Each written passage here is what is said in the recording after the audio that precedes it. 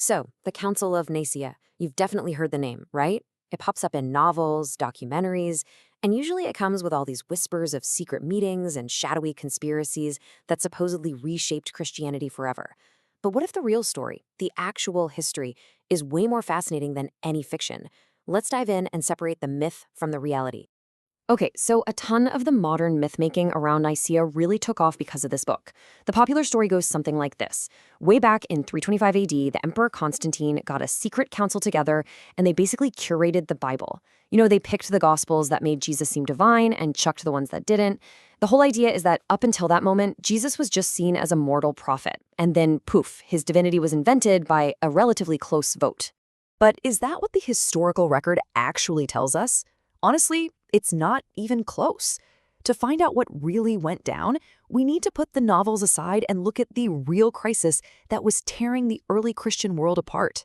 See, the real reason Constantine called this council had nothing to do with choosing books for a Bible. It was all about stopping a kind of theological civil war that was brewing. This whole firestorm was kicked off by a super popular priest from Alexandria named Arius, and his ideas became so divisive, so controversial, that it was threatening the unity of the entire Roman Empire, the very unity Constantine desperately needed to hold things together. So what exactly was this Arianism? Well, at its heart, it was the belief that the Son of God was not eternally God. Arius taught that the Son was the first and most perfect being that God ever created. But that's the key word, right? Created. This meant that logically, there must have been a time, even just an instant before creation began, when the Son simply didn't exist. Now, for most church leaders at the time, this was a huge radical break from the faith they believed had been handed down to them. And this is where you can really see the battle lines being drawn.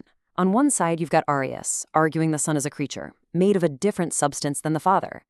And on the other side, you have his bishop, Alexander, and his brilliant deacon, Athanasius. They're defending what they say is the long-held teaching, that the Son is eternal, uncreated, and of the very same substance as the Father. The whole conflict, literally everything, came down to this one critical point. What is the true nature of the Son? And that, right there, was the council's real mission.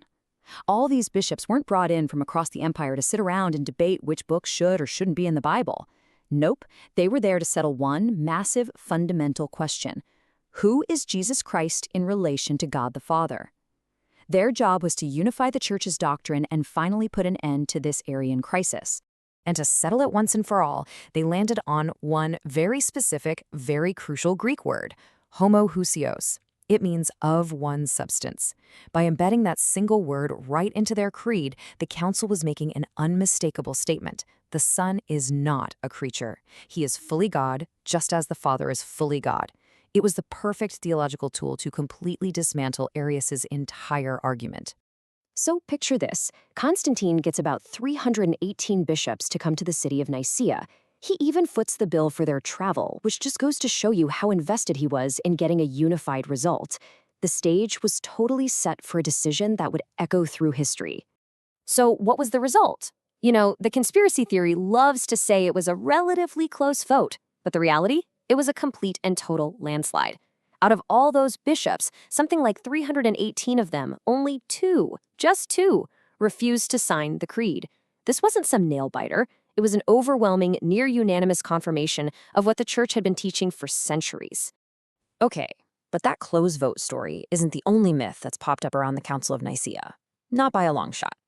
So let's do a quick rapid-fire fact check on some of the other really big ones you hear all the time.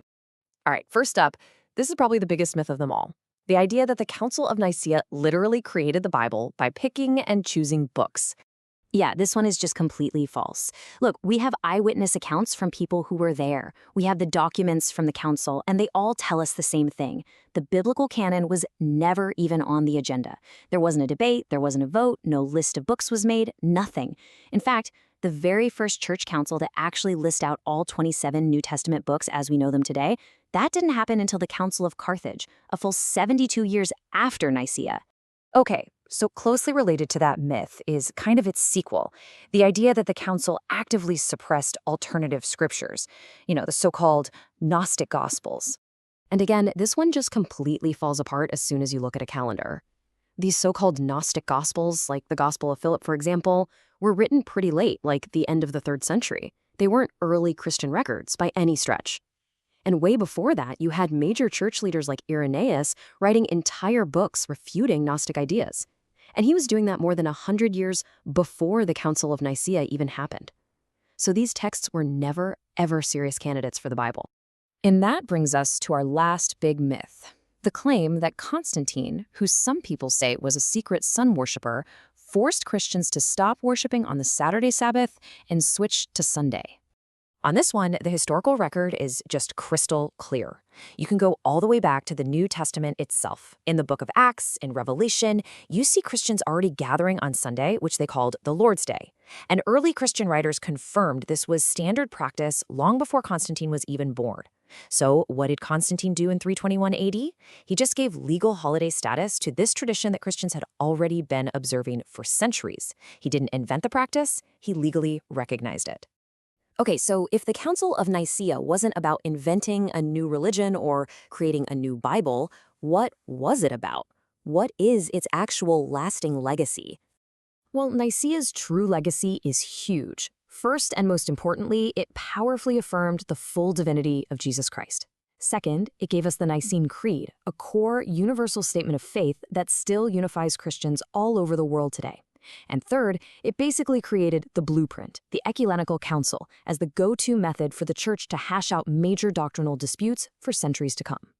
And what about Constantine's involvement with the Bible? Well, this quote from a letter he wrote right after the council really tells the true story.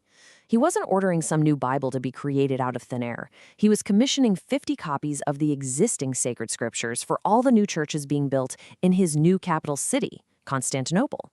And that one action perfectly sums up his actual role. He wasn't some editor-in-chief deciding which texts were holy and which weren't. He was a patron.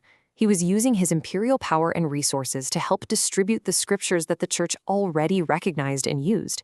His goal was never to reinvent the faith. It was to support and equip it.